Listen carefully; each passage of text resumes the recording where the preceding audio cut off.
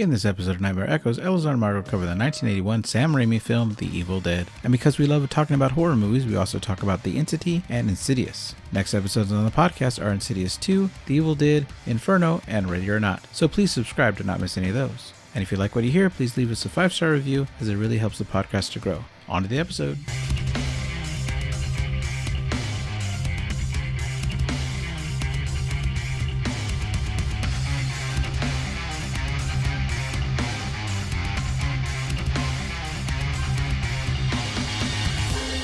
All right, Evil Dead. Yeah. Welcome back, Margo, to Nightmare Echoes. We're covering the 1981 Evil Dead, written and directed by Sam Raimi, who is a legend for horror, but also things like Spider-Man. Yeah, Spider-Man 2. Doctor Strange. Spider-Man 3. The best Spider-Man. Just kidding. No, was it? The dance in that alone, Margo, yes. it Yeah, that's true. as amazing. But none of that would have been possible if it wasn't for this little independent film. Mm-hmm. It had a budget of $375,000. Although in all the commentary, they talked about how they did it for, they raised $90,000 to film it. They got up to like $85,000 and had to snail mail Yeah. letters I to don't know, it was people. emailed back then. Right. To ask people if they had permission to still go forward, because if they didn't raise the $90,000, it was like a Kickstarter. You had to send all the money back. See. Mm-hmm. But the people believed in them. They said $85,000 was fine, and then partway through the filming, they ran out of money. Had to raise more money. Oh no. Bruce Campbell, I think, put his house up as collateral. Yeah. Until they can get the money back, because he believed in the movie so much. But yes, it stars Bruce Campbell as Ashley Williams, or as we know him as Ash. Although this is the only one you've seen of the whole series? Yeah. Okay. So let me just say, this is maybe the first legitimately scary movie that, I'm so although happy. I didn't find it that scary, Okay. obviously, because then I would be like, nope, that I've been a part of on this podcast, because I think everything else is more like horror comedy or, sure. like a genre, like, kind of like bending the movie. Right. Which I would say that the next two are, I'm not going to spoil anything. Okay. They get a little bit more comedy, but Yeah. the third one, it's ridiculously funny. That's what I always associated Evil Dead with, a comedy. Right. So when you're like, oh no, this one's not funny, I'm like, okay. And the Ash that we have here is not the iconic Ash that people think of. Right. He's just a guy trying to survive. Right. The Ash, the other ones is this like smooth talking ladies man with all these quippy one-liners. Yeah, I mean, this, Bruce Campbell is like young at this point. He hasn't like developed this like persona he has in a lot of his films, which is like, kind of like a fun, lucky, go whatever that saying is, which is not what I said. Happy-go-lucky, like happy-go-lucky, like cool guy. Anyway. All right, cool. We're gonna spoil the whole thing. Mostly talk about the first one, I think. I'll try not to spoil any others for you, Margo. That's okay. You can spoil me, whatever. All right. The movie starts, and we see this like something floating in the swamp, and it's kind of guiding through the forest as it's going towards a destination. We don't know what this entity is or what. And then our main characters, there's 5 of them. They're all Michigan State students. How do you know that? Because did they tell you that? Michigan State sweatshirt they're she's wearing it. That's right. Sam Raimi went to Michigan State University, and they used a lot of people that actually, a lot of people in this film all were from Michigan State. Got it. They're driving in a 1973 Oldsmobile Delta 88. And this car is in every Sam Raimi movie ever. Is that his car? It's his car. It's even in the Westerns. Oh, funny. They like build the coaches that they drive on top of the car so they could be in the movie. And I was listening to one of the commentaries that Bruce Campbell, Sam Raimi, and Robert, I forgot his last name, who were all involved in making this film, talking about, and Bruce Campbell says that in the next movie, he would like to be someone destroying that car. And Sam Raimi says, no, I think I'm going to make you a mechanic repairing the car. Which is funny. He's just tired of it. You could see it. The car is in Drag Me to Hell when our main character is going to ask forgiveness from the woman that's cursed her. In Doctor Strange 2, when they make it to the post-apocalyptic reality, it's like hanging from a building, like on its side. Ah, that's funny. And it is the car that Uncle Ben drives when he is killed. Oh. So it often brings death along with this car. No. don't ride in the car. So they're driving. They almost get hit by a red truck. Yeah, they're just singing along. They're having a sing along for some reason. No radio, just singing. They're talking about this place they're going to go to. They drive by two people waving on the side of the road. Oh yeah, because they said something like, because they almost hit the truck. Yeah. And he's like, oh, the steering wheel is not really working that well. And then he's like, but the horn is, and he starts honking. And then the people wave. Yeah. They think he's honking at them. Those people are played by Sam Raimi and Robert Talbot. Oh, funny. And they had like given each other haircuts that day so they can look like horrible haircutted hillbillies. Oh no. It was their idea. Yeah, he's like, we weren't honking at you. Yeah, exactly. This is the first time that you see that, what's his name? Oh boy, I wrote his name now. The character or actor? The character. So we got Scotty is driving. Scotty is a jerk. Yeah. Scotty's a jerk. Why is he a jerk here? Because he's like, these people are just waving at him. And he's like, I wasn't waving at you. I'm like, geez, Scotty, who cares? Yeah. So we have in the car, because I could have gone over that, Ash, his girlfriend Linda, Ash's sister Cheryl. Yeah, which I did not know she was his sister until very late into the movie. Yeah. And I'm like, who the F is this girl? She's just fifth wheeling this vacation. Wheeling, yeah. I mean, I've been fifth wheeling lots of times, so. Sure.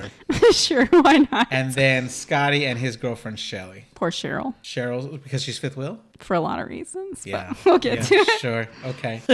Oh, the other thing I thought was funny is they had to bust out a paper map. I used those for a long time. Yeah. You like, well, except you have to know where you are on the map. That's the problem. That is the problem. Did you ever go road trips on your kids with the AAA maps? Yeah. Because you used to be able to go to the AAA office and get the maps of the states, and you would follow along where you were on the map. That was pretty fun. Anyway, that's a fun activity for kids to do while you're on a road trip. Yeah. Now they actually just stare at my Google Maps phone and go, we're taking a right next, Dad. There you go. Like, can you let Google tell me that so I don't trust that you're telling me the right thing? Maybe they have a future job in doing Google Maps Turn narration. Right next. Yeah, exactly. So then Linda asked what this place is like. Oh, wait. Let me ask you this too. Are they buying this house or are they renting this house? They're just, they rented it for the weekend. Okay. So there was supposed to be a scene where they pull over at a gas station and they get the keys from the person they rented it from. Okay. But it was cut from the script. All right. They never filmed it, and they put the keys on top of the door when they get there. Okay. Because I'm like, they don't know anything about this place. Yeah. I'm like, did you just buy it sight unseen? Okay, no, they're just doing a vacation rental. Yeah, they're doing a vacation out in the middle of the woods, and no one's seen the place, but they got it really cheap. They go onto a bridge that says it's a 3-ton limit, but we see it physically falling apart as they're driving around. Ash opens the door, and the plank that he's on top of, you could just see the water, and so Scotty guns it so they can make it to the other side of the bridge. But that doesn't promise a great escape later. No. They make it to the cabin, and even though there doesn't seem to be any wind, the swing on the front just keeps knocking against the wall. Everybody's creeped out. Scotty walks up to it. His creepy music's playing. He grabs the keys from the top of it. Yeah, I think it's funny that they're all standing back and letting Scotty open the door. Yeah, it's pretty funny. So he opens it. Now inside the cabin, Scotty's exploring around while the others are unpacking their bags. Scotty finds a room full of animal skulls and tools such as a saw, an axe, and a shovel, just to name a few. Yeah, just your typical animal skull room that every cabin has. Interesting, while filming this, there's a time where they were living in another location, and they were told they had 2 days to get out, but they weren't sure if that was true or not. And then they found out that the place they were living and they were getting kicked out was being turned into a brothel, and they were literally bringing in brass beds while they were kicking them out because it was going to turn into that. So they had to start living here. This place had no plumbing and no heating. So they built this fireplace. The fireplace really was used to heat them when they were asleep, and there were times where like a cast member found Sam Raimi shivering. He was too cold, and they had to like get him closer to the fireplace.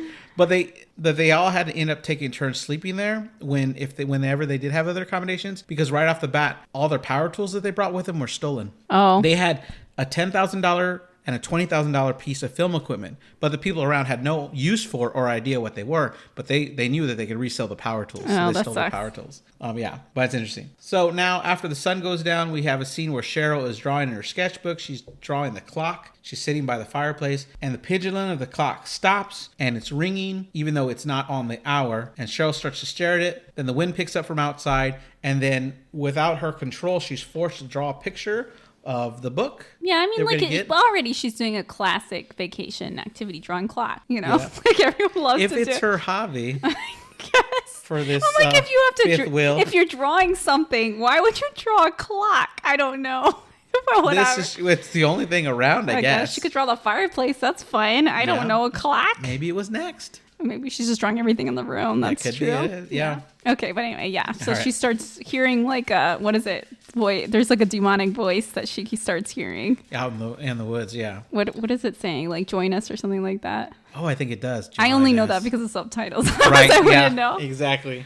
And she starts like stabbing her sketchbook. Yeah, so when she's done with this drawing, the cellar door that's there starts banging and trying to open itself. And then we have a scene where they're all eating and Ash wants to make a toast, but he really struggles to get the toast out. But he's just basically trying to say party down in another language. Suddenly, the cellar door does burst open. Cheryl recommends that they close it, and after some teasing by Scott, who, you're right, is an asshole, volunteers to go, but he says that Cheryl should go down first. Cheryl's the only smart one at this point. She's like, let's not go down this cellar. Right, and in a little bit, she's the one that's telling them they need to leave. Yeah, and stop listening to the record, too. Oh, I now remember why you said poor Cheryl. I got it. Yeah, for Cheryl. Okay.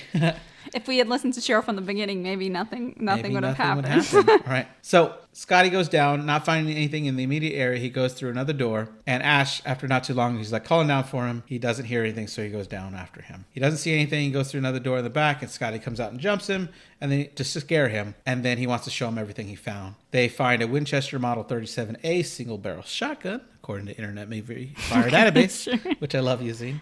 There on the wall is a partial Hills Have Eye poster that's been ripped in half. Do you know the history of this? No. I know Hills Have Eyes. Right. But... So I looked this up on Bloody Disgusting. They have this whole article called The Long History of Wes Craven and Sam Raimi's Communication Through Film. And so apparently in The Hills Have Eyes, Wes Craven has a ripped poster of a shark, and they think it's a part of the poster from Jaws, although it doesn't say Jaws, so you can't tell. But Sam Raimi interpreted this as Wes Craven saying, you think that's scary to Steven Spielberg? This is real horror for The Hills Have Eyes. So they did the same thing, saying, you think The Hills Have Eyes is scary? I see. This is real horror. This goes on, right? Nancy Thompson in Nightmare on Elm Street is... when she's trying to stay awake, is watching The Evil Dead, and she turns it off because she's bored.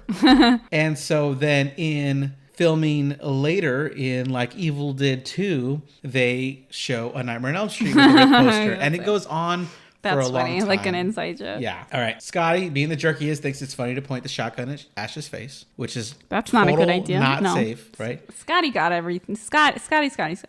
Yeah. Scotty. I was gonna say he got what he deserved, but I wouldn't say that. No. Yeah. He got worse than he deserves.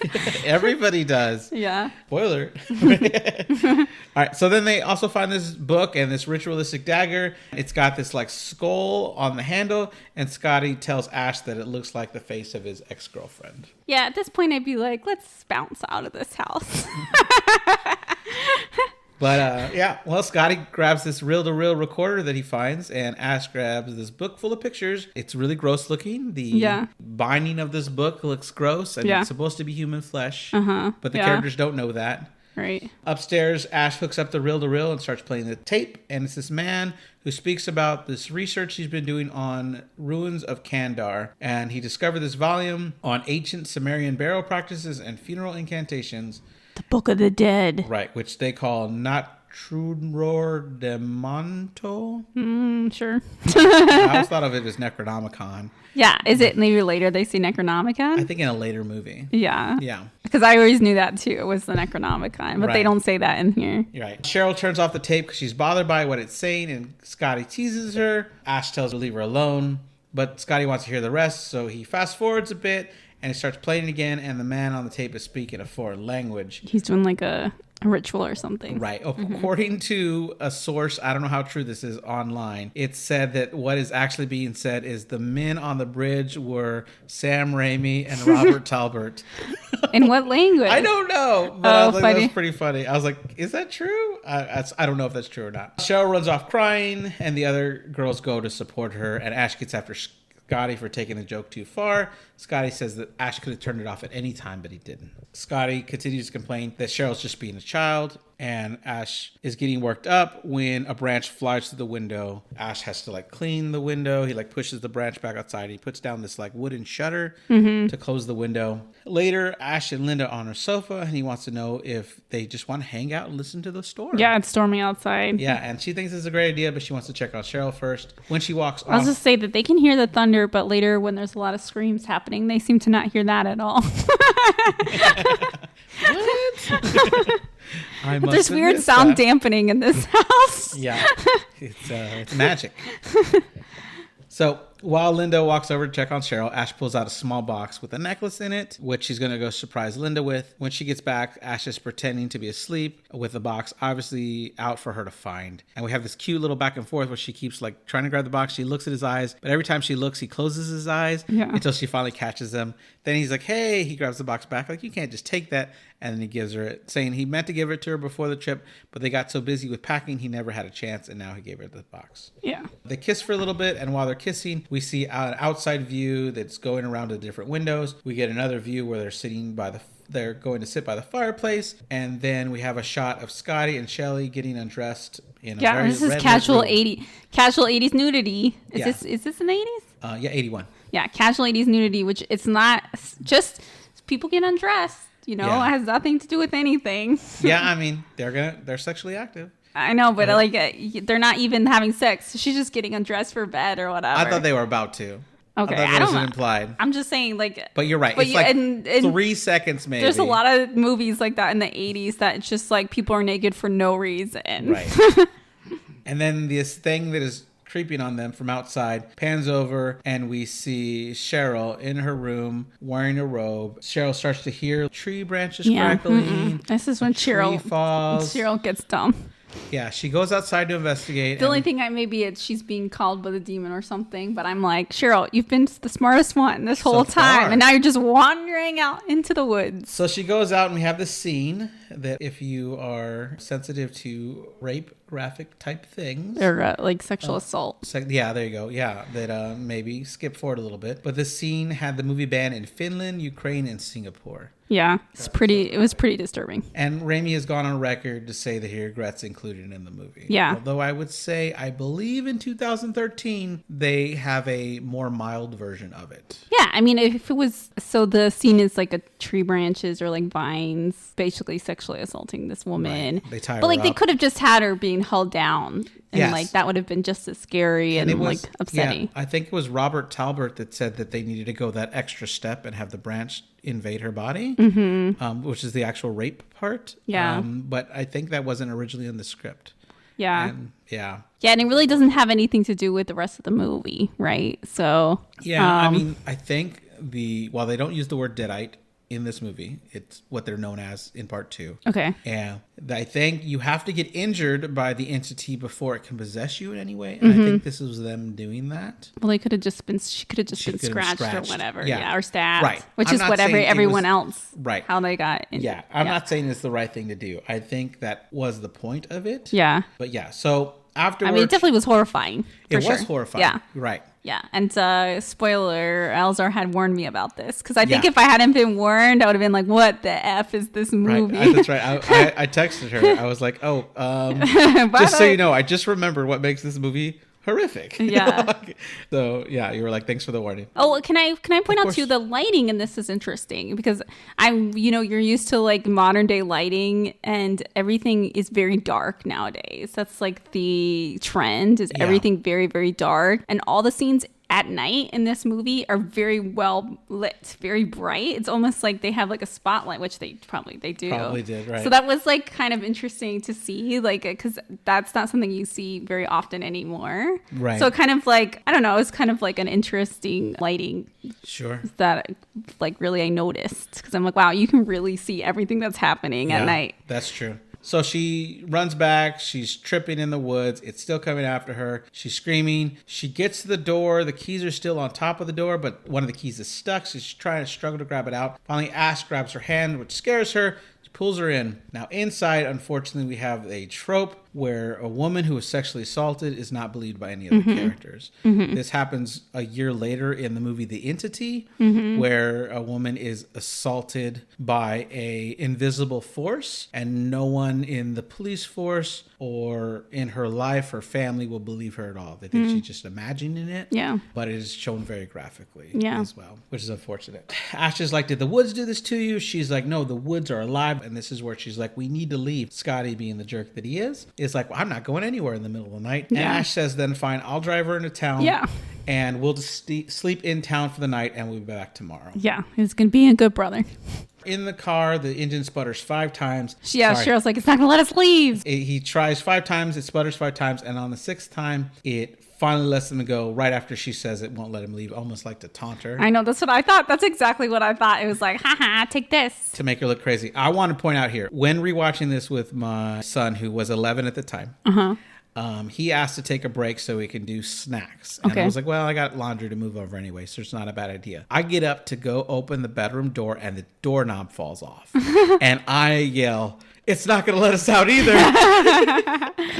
Which I thought was funny and I had to share. But I had to like re-put together the door knob and snap it together before I could get out. And I just thought it was so hilarious. What are the chances that this would happen to us through that part? All right, so Ash and Cheryl don't get very far. Ash stops the car and goes to investigate anything, but he doesn't tell her what. It's really foggy. Yeah. She gets out of the car to go after him, and she finds that the bridge has been crumpled up into this mess. It's not there, so it's not going to let him leave by car. Right. On the way back to the car, Ash jumps out and scares her. There's a lot of jump scares that aren't really... Like false jump scares? Yeah, like false jump scares, tricking you. You think something scary is about to happen, and then either nothing happens, or like it's somebody coming to save you, or it's just one of their friends popping out or whatever. Yeah, essentially, Jesse and I on the podcast cover Insidious 1 and 2. 1, they really focused on no unnecessary jump scares. Okay. If something was going to jump out and scare you, it was on purpose. But by Insidious 2, they had a lot of fake jump scares. There's like this little baby stroller. Yeah. And the character's all creeped out looking at this piano that's playing itself.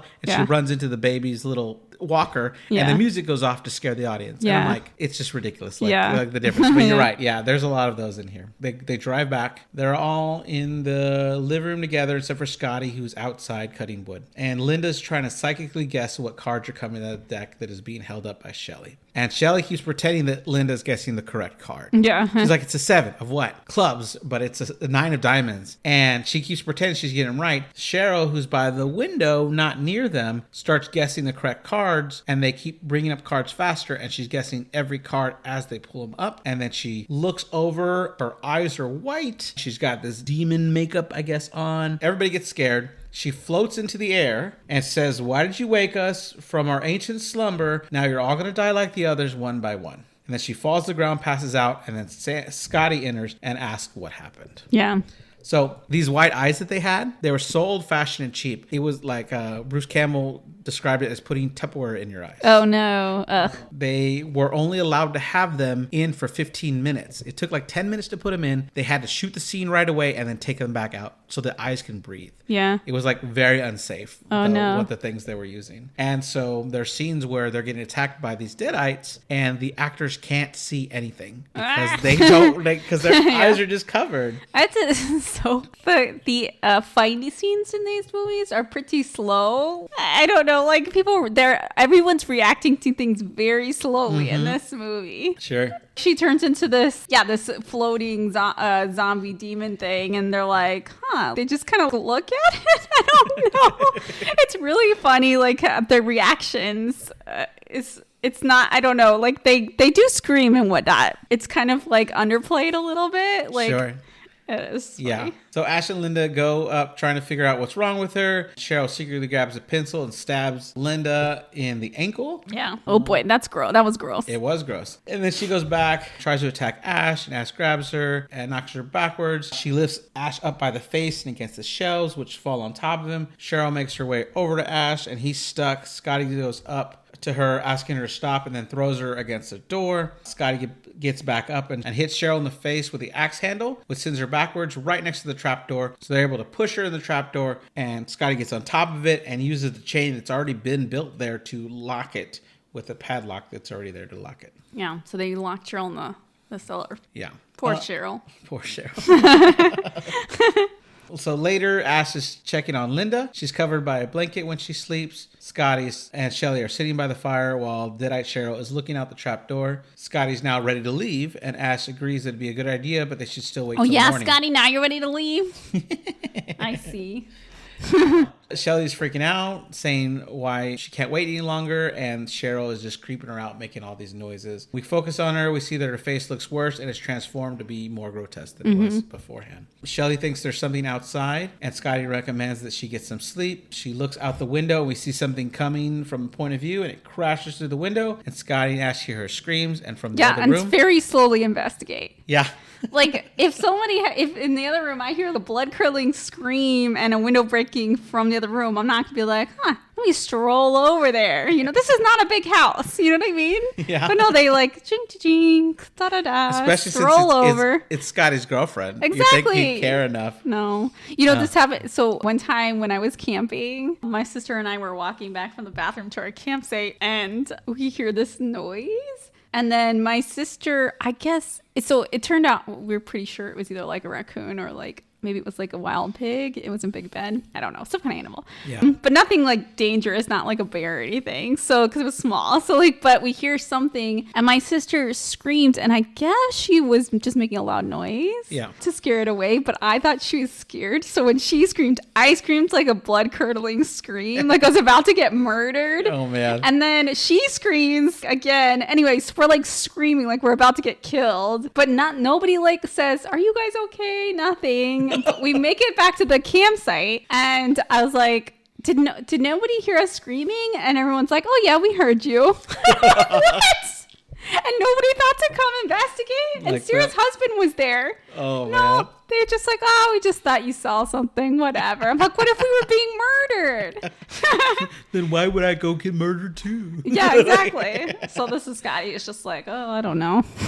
Oh man. I guess it's just Shelly's being freaked out. I don't know. So when Scotty gets into the room, he sees that the window has been broken and there's no Shelly. He checks the closet, then he sees the bathroom doors open. He checks the bathtub, but she isn't there. When he turns around, we have deadite Shelly, grabs him and scratches his face. She runs out to the living room. Oh yeah, she like attacks him and then he throws her into the fireplace. Okay, so Scotty throws her in the fireplace? Okay, sorry. And then realizing what he did, he pulls his girlfriend back out. He's like, I'm burning my girlfriend. But I guess he doesn't want to believe that she's now a demon. With a face was all burnt and demonic, she thanks him for pulling it out. Talks about his pretty skin. Which is always a great compliment. She says that she demands to have his skin, like they want his skin, and she starts to choke him while Deadite Cheryl from under that gap we see in the cellar door is all celebrating. Was that gap too big for you? Yeah. Like it felt like she could have crawled out anytime. Yeah, for sure.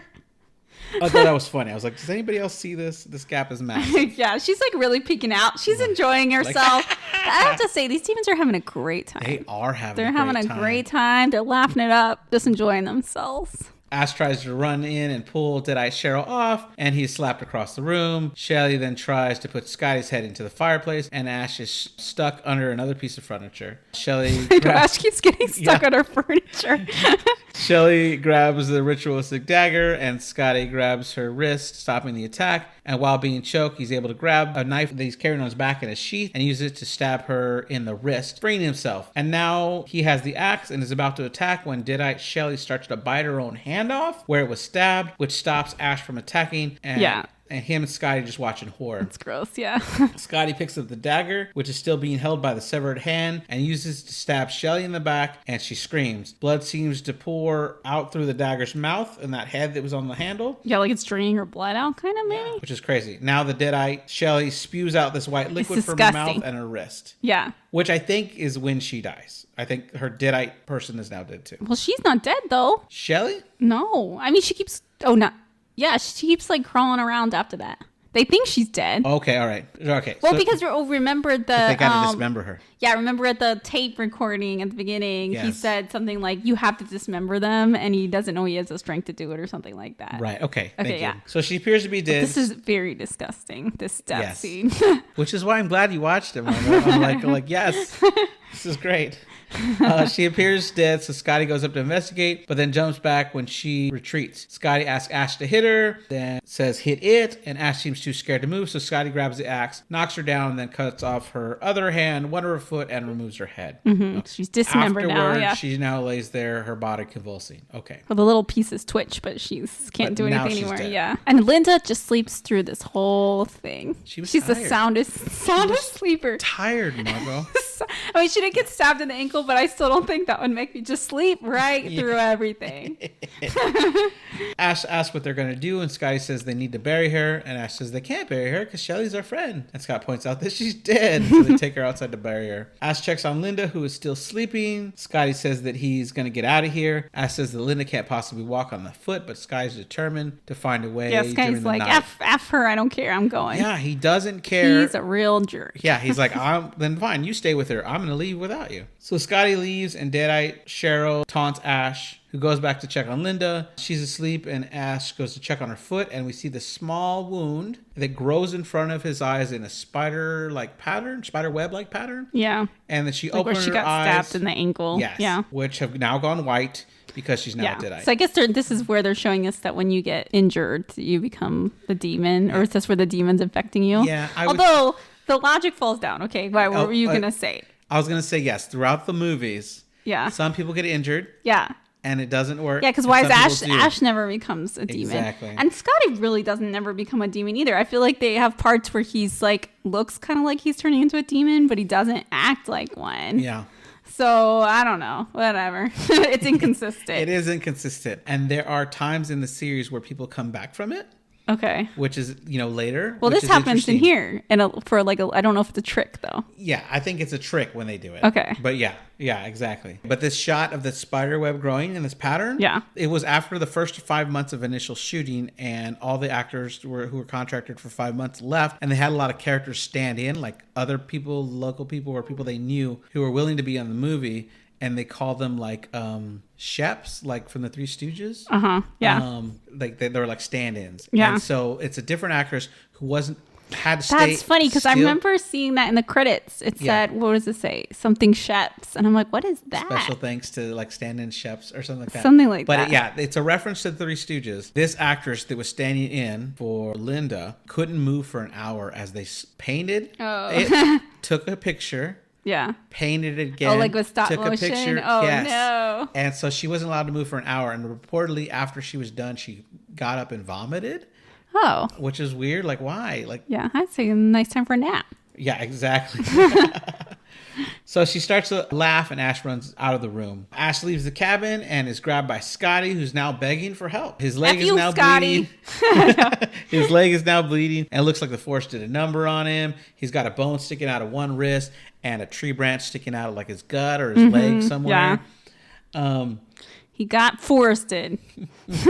As he's helping him in to put him on the couch, we see Linda, who's sitting on the floor, crisscross applesauce, and laughing like crazy. And this was the part that was the scariest to me. Like her laugh really unnerves me. Yeah. Am I doing it? Yeah. Something about the makeup and her doing that laugh. Yeah. It really unnerved me. Even watching it as an adult. Yeah, I know.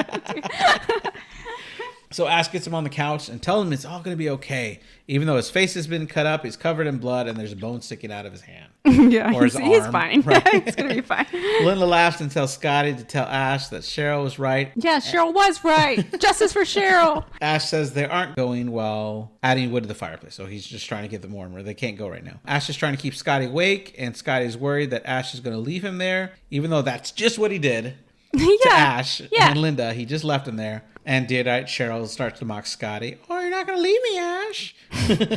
Ash asks Scotty if he found a pathway besides the bridge. And Scotty tells him yes, but the woods are alive and they won't let him go. And I'm like, yeah, they try to tell you that. Sherlock. Yeah. Right? So Ash is starting to lose it, and he goes to hit Deadite Linda. He strikes her 3 times with like full motion in his wrist. Yeah. I mean, his whole body, like putting everything he's got into it, but it doesn't faze her at all. Scotty tells Ash to kill Linda with a shotgun. He points at her. He asks God for forgiveness, but he can't seem to do it. He's yelling at, is this at the point he keeps yelling at her to shut up too? Yeah, right. It's like, dang, don't tell your girlfriend to shut up, even though she's possessed by a demon. So this is where Linda puts her head down and returns back to normal. He puts down the gun. Cheryl starts speaking to him with her normal voice, is asking to be like let out. Well, she's saying, yeah, Linda's she's saying, normal. Now she's saying, oh, I'm normal too. Well, so she's like, don't let it take me again. And Ash was like, I promise not to. I'm like, how are you gonna keep that from happening, Ash? Right. Please tell me. I don't think so. So he grabs the keys like he's gonna unlock the cellar. Yeah. Calling her name, and then Deadite Cheryl bursts through the wood, grabbing him by the face. And then Ash asks why they're torturing her, and Linda's back on the floor laughing again, back in her Deadite form. Yeah, that's right. Good prank. Right. And she's yelling, "We're gonna get you. We're gonna get you." Yeah, I guess they are toying with him at this point, and that's why he's not being possessed, because they're having fun just toying with him. I guess so. I don't know. So Ash grabs her outside by the feet, drags her outside. Yeah. Ash is trying to give Scotty some water while he's telling him that the sunrise should happen soon and that they all can get out of there. And when he's pouring the water right into his mouth, he keeps speaking even about going home, not wanting to accept the fact that Scotty's dead. Like the water just draining out of his not going down his throat. Right. Ash does realize that Scotty's dead. The laughing resumes. As Ash backs away, Linda surprise attacks him with the ritual dagger, cutting him in the arm, and then she takes a moment to lick the blood off of it before going in for more attack. This fight leads Ash near the trapdoor, and Cheryl grabs Ash's foot, telling him to join them. Ash gets the dagger behind Linda and shoves her over Scotty's body, which is now on the floor, sending her on the floor, and the dagger goes into her back and starts spitting out the white liquid. Gross. Yeah. Ash drags Linda by her feet and chains her to a table in a tool shed. He grabs a red chainsaw. He starts like he's going to cut her into pieces, but then he sees the necklace and he puts it back down. Okay. His love necklace. Now, spoiler. Yeah. That chainsaw is used in every other movie. Yeah. He did not use it. Yeah, I know. Because he has like a chainsaw arm, right? At some point. Yes. This sounds like I've watched these movies and I have not. So yeah, that's a part 2 thing. His hand comes off. So this necklace is funny because when they first like had the scene in the very beginning with the necklace, I was like, oh, I wonder. Because I thought it was like a zombie movie, so I was like, oh, I wonder if he'll recognize his girlfriend because she's wearing the necklace at some point, which is not exactly what happens. Sure. But that necklace does some amazing things at the end. It does. But yeah, it's just he sees it and he's like, I love her. Right. It's not the original plan for the necklace. The original plan was that when the sun rose, he was going to be able to use the magnifying glass to focus on the Necronomicon and burn it. Oh, interesting. But it didn't work. Like, it didn't work as they were trying to do it. They couldn't get it on picture right. And they had already lost the dang thing. Okay. So they had to buy another one, but they couldn't find one in silver. So they had to spray paint it silver. And you can actually see there's a scene where she's holding the necklace and the silver's coming off on her fingers, which is funny. So yeah, they put the necklace in the film a lot. And so by the end, they had to figure out a way to like make it work, to make it because important. It is ridiculous what happens at the end. Yes, yeah. So Ash takes Linda outside to bury her. Yeah. Cheryl's trying to break out the cellar, and Linda is doing the reverse scene of what they did earlier, where she's peeking her eyes open when he's not looking. He goes to look, and her eyes are closed. And I think it's kind of a cute mirroring of the others thing, fun. even though it's gross. Yeah. When the hole is deep enough, picks her up to put her in the grave next to the one where Shelley's buried. Once he's done covering up the grave, he sees the necklace and goes to grab it. Linda reaches through the dirt and grabs his arm, and with the other arm comes out and she scratches Ash's leg, and he screams. She keeps scratching it. It actually looks like she gets to bones. Bruce Campbell has permanent scarring for the prosthetics they used in this scene. Like, everybody in this movie was injured on some way or another. No. Robert Talbot said he fell off of scaffolding and his leg was caught by a giant nail. Yikes. And he hung there until Bruce Campbell and Sam Raimi could lift him off of the nail and get him back off. But they had no, it was low budget. Yeah, they had no medical staff around. Yeah. And so I think Robert. They were like, "Are you coming to set today?" And they're like, "No, I'm gonna lay down." Yeah. They lost him for like a week. Oh no! But a lot of people were injured. Like apparently, yeah. a piece of a giant branch smacked Sam Raimi in the head, and he hit the ground. They had to wake back up and finish filming. Concussion. But there was no time to Yeah. seek medical treatment, which is crazy. So he grabs this ridiculous piece of lumber, this massive piece of lumber, and starts knocking her around with it. She jumps through the air to get on top of him. This is a great leap. Yes. She really leaps. I wrote on my notes, wee. She really whoops at him. He grabs the shovel and decapitates her on the way over. Her head lands off to the side, laughing as her body is now on top of his, and blood is coming through her neck all over his face. He gets out from under her. When he makes it back to the cabin, the cellar door is wide open, and he closes the cellar. The door to Scotty and Shelly's bedroom swings open, and he grabs a shotgun to investigate. When he walks in there, he sees where the window once was, and Cheryl reaches from outside in an attempt to grab the gun. Ash gets it away and is able to shoot her in the neck or the shoulder. Depends who you ask. I thought it was the neck, but the internet says it's the shoulder. Whatever. Yeah, doesn't matter. Ash runs through the front door. Yeah, he's like, oh no, the door. The door is open. He runs to the door. Yeah. So he closes it. And he's like, oh no, the back door. Yeah, exactly. All right. And then when he's in the back door, he's like, "Oh, I know there were more shells. What did I remember? More shells." Mm-hmm. So he opens. I remember it. I yelled at the screen, "The cellar!" So he opens the cellar door and makes his way down, slipping on a can as he's going down the steps. Down there, he sees blood dripping from the pipes, and when he goes to look at it, it bursts open all over his face. Blood starts oozing out of the electric sockets and even starts filling up the light bulb. And then a record player turns itself on and the projector turns on. And then the projector is pointed right at Ash's face so he can't see. Then blood starts dripping onto the projector. So the lighting that is now blinding him is projecting all red. And so the scene is all red. Andy Granger, a friend of Bruce Campbell and Sam Raimi, gave them advice saying, "Fellas, no matter what you do, keep the blood running down the screen." So they included this scene of the blood dripping down the projector as a tribute to him. Yeah, that was a cool effect. It was a cool effect. Ash finds a towel to clean his face and then works to load the shell. And he hears Linda's voice saying, "We're gonna get you." And he tells her to shut up again. Yeah. Ash then hears Scott speak, and then he hears the man from the tape, like he's rewinding through all the information he's had through the movie. As he's running back out, he sees the projector explode, the light bulb full of blood explodes, and the record player stops. And the drain, seemingly out of blood, just now has a steady drip. The of record blood. player's playing like a 20s song. I didn't get the song that it was. I don't yeah. know. Why don't you sing it? No, I'm just kidding. I don't remember what it is. Rude. I don't remember what it is. I don't remember. I don't either.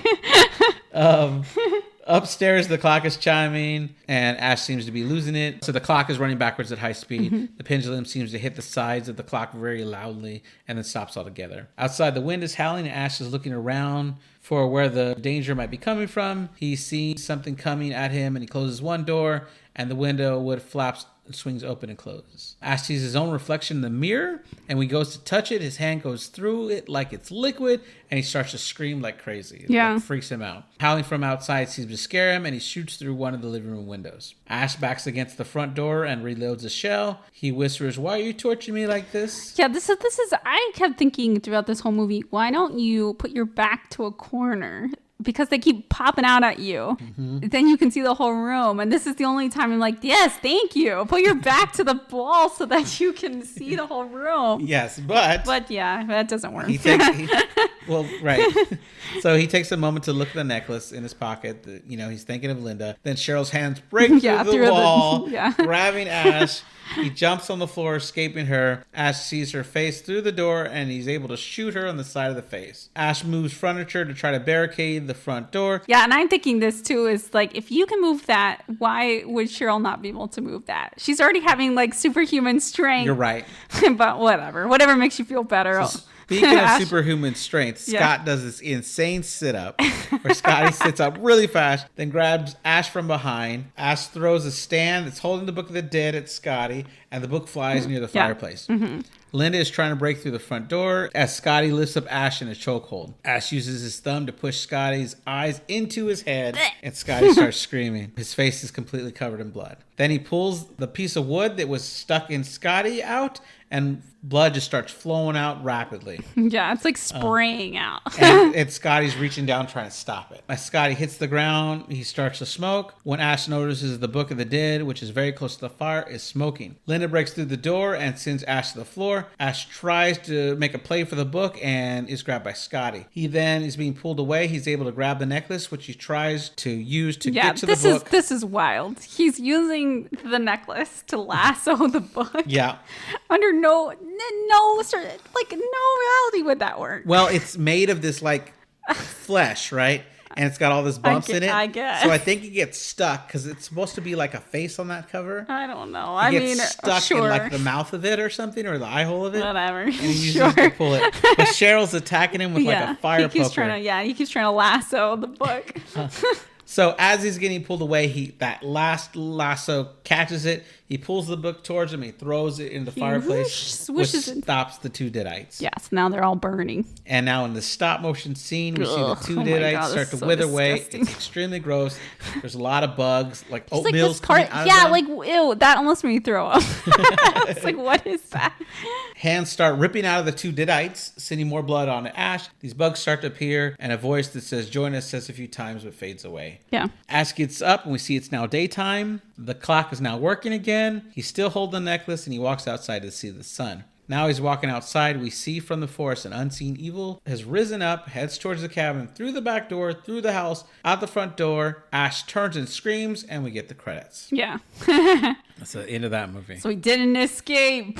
He didn't escape it, unfortunately. And it's a valuable lesson. Like, if something's very cheap, there's probably a reason why. That's too funny, right? Oh, yeah, don't go on cheap vacations.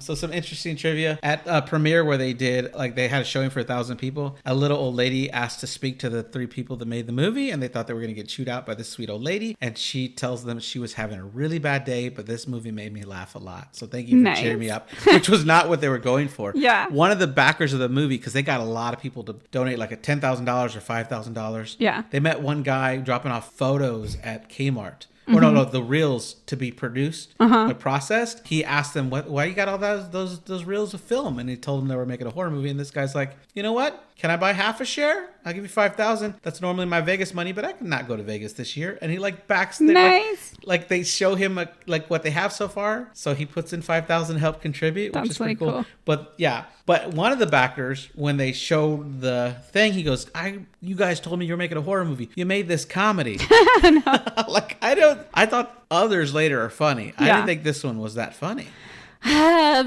No, though there were certain elements that had a weird, funny quality to them. Yeah. But I have to say that Bruce Campbell's acting is a lot of just holding his eyes really wide.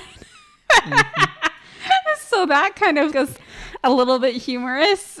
He's just, and now the end of the movie, I think he actually seems horrified or whatever. But yeah, like at the beginning when Cheryl starts, he's just opening his eyes really wide. So it's funny. So Sam Raimi says that the reason Bruce started in the film and he directed it is because with all of the movies they had made as kids and stuff growing up, women always wanted to see Bruce Campbell on the screen. He's the pretty guy, right? But they really focused on him in that scene where he's giving Linda the necklace. Yeah. And I was like, he's got this really thick unibrow. I'm like, I thought it was just so funny. Like, women love him, and I get it. He's an attractive man. He's funny, and I think he's really talented. But I thought that was funny. I mean, I think it's because his voice is so deep. Who was I talking to about? It was my friends. Yeah. Why is this person attractive? And I'm like, their voice is really deep. Interesting. I really think that's it. But I don't know. But he is attractive. Yeah, he's attractive. When they put out calls for women to be in this movie, a lot of women were afraid that they were making a snuff film. And so they would only meet them in public places, or they would bring their boyfriends or their fathers. Because it just seemed so suspicious. We're making this low budget horror movie where we go out to the woods and they were afraid that they were just going to kill them or kidnap them or something. Oh, yikes. So they had their boyfriends or their fathers come. Betsy Baker, who's in the movie, would only meet them at a public restaurant. Oh, funny. To make sure it was legit. Yeah. It just, I guess everybody was just too creeped out by it. Yeah. The movie's original title was going to be Book of the Dead, but producer Irvin Shapiro asked them to change the title to The Evil Dead because he was afraid that kids would not watch the movie thinking it had something to do with literature.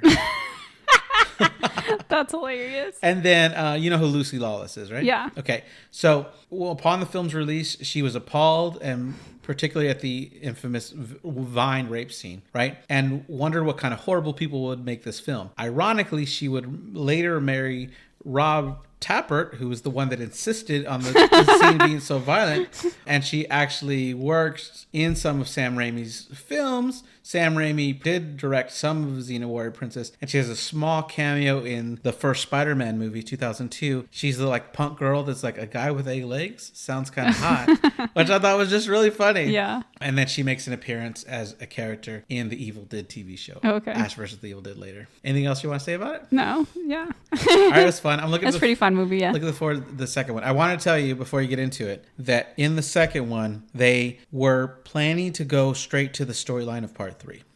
But no backer was going to make something that seemed more fantasy. They wanted to see the same kind of movie. So he makes what's called Evil Dead 2 is a half remake, half sequel. So it's like they reset the story, but it's supposed to follow up. And Bruce Campbell says if you skip the first 8 or 12 minutes of the movie, get to a point where an evil force is coming, just like the end of this movie, to send them backwards, ignore everything that happened before that in Evil Dead 2, you can continue the movie right here. Oh, funny. And it starts. Although other things are a little different, like the Book of the Dead is there, and Ash doesn't remember ever being in the cabin before, although they're at the same cabin in Evil Dead 2. Oh, so is it supposed to be him again, or is it unclear? It's him playing Ash again. I think it's a different reality. Okay. But it's interesting because when Ash versus the Evil Dead, the TV show comes out, they had to get an agreement from the people that owned the rights to the Evil Dead and to agree with the people that owned the rights to the Evil Dead 2 to agree to share the profits on a TV show. And because they couldn't get the backing from the people that own Army of Darkness, which is part 3, they had to ignore that plot line like it never happened. Oh, interesting. Which is I always find that very interesting, these like rights, these things that they do because of the rights to stuff. Yeah, right, which is interesting. But by the 5th movie, there is subtle references to time travel, which is a plot in the 3rd one. Okay. Yeah. All right. Thanks for listening, guys. Also, if you want to follow us on social media, we're at Nightmare Echoes Pod on Instagram. And if you would like to email us, we're at nightmaresechoespod@gmail.com. Thanks. Bye. Bye.